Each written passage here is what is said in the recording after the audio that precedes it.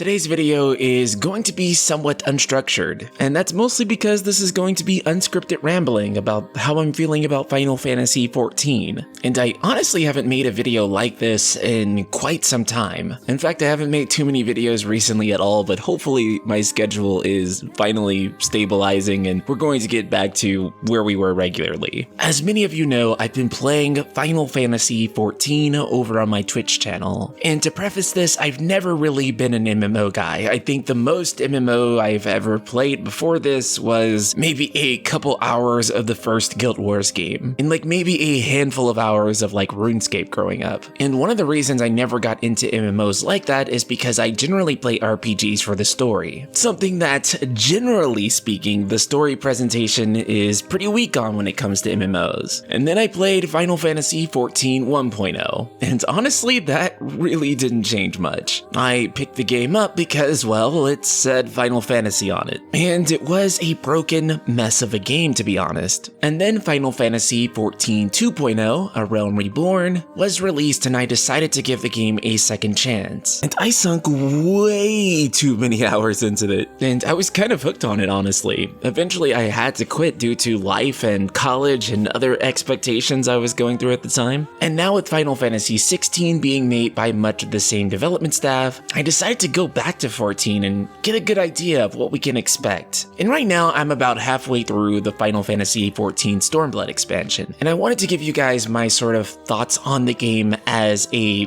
primarily single-player Final Fantasy fan. Someone who maybe had the sort of cliche expectation that because this game is an MMO, it can't be a real Final Fantasy. Real Final Fantasy can only be offline, and the moment that you make it an MMO, suddenly it's a curse against Sakaguchi's vision, and that only the single-player games can be the true savior of Final Fantasy. And today, to be quite frank, I'm here to tell you that that is all crap. It is complete and 100% crap. Diving deeper into Final Fantasy XIV, instead what I have found is one of the best Final Fantasy games ever made, and one that is only going to get continually better as time goes along. The characters and the writing and the music and the design of this game are truly deserving of the Final Fantasy brand, more so than anything in recent memory. That being said, it really does take a while for the game to start to hit different, as they say. I think you'll be playing the opening story, A Realm Reborn, and it'll be pretty decent, but you're definitely not going to be deeply invested in the characters in the world right away. In fact, it was really patch 2.55, I don't want to spoil it for anyone, that really got me hooked into the story. It was there leading into Final Fantasy XIV Heavensward that I would see myself absolutely hooked into the game. And you know, it had to be like that. They needed to get a game out right away in order to get 1.0 out of the picture. So the team really came into their own whenever they went to develop 3.0 Heavensward. And from then on, the team would really come into their own and completely nail it, offering some of the best Final Fantasy stories, not just of our modern time, but some of the best ones ever delivered. Combine this with the music and the world design, which by the way is fantastic, and you just really have a truly immersive Final Fantasy title. Another thing that might take you some time to warm up to is probably going to be combat. Combat is going to be relatively simple at first, maybe even too simple. But as you start to get more abilities and your rotation begins to get more complex, and there's more options for what you can do, for me as a Dragoon, this hit at around level 60-ish, combined with some truly great boss design,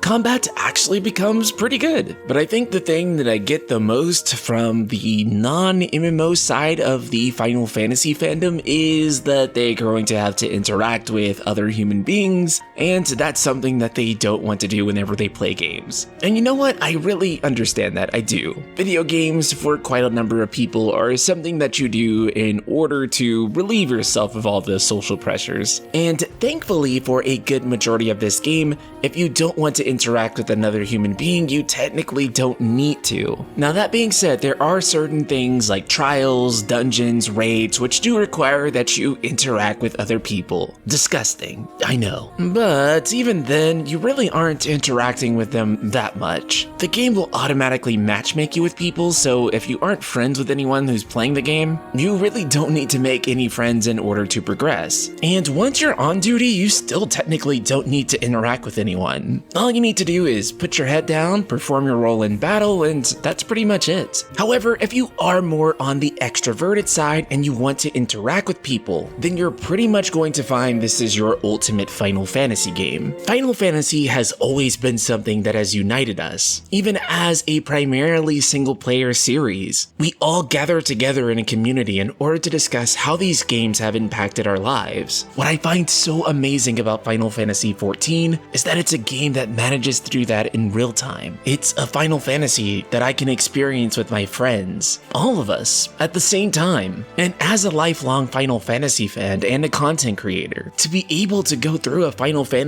game with friends and community members is an experience that really is kind of magical, for lack of a better word. The enjoyment I'm having from this game is truly outstanding. I'm loving every single minute of it, and you can look forward to my review of Final Fantasy XIV Heavensward coming sometime this month, where I have some time to sit down and structure all of these thoughts, but I just had to get something out here to tell you guys how much I've really been enjoying Final Fantasy XIV. This game has given me things that no other Final Fantasy game has given me in years, decades. I don't even know anymore. But during the reviews, of course, I will actually be scripted and on message, and not just a screaming, flailing fanboy who's discovered a new hidden gem. That being said, if you'd like to watch me play the rest of Final Fantasy XIV, then head on over to my Twitch channel, twitch.tv/thenightskyprince. And if the videos on this channel mean a lot to you, consider becoming a patron of the Night Sky Prince, where thanks to incredible people like Shaza Rose, I'm able to keep bringing you all of these Final Fantasy and JRPG videos. So if that means a lot to you, be sure to check the link in the description below. Shout out to Shaza and the rest of the Ultima community.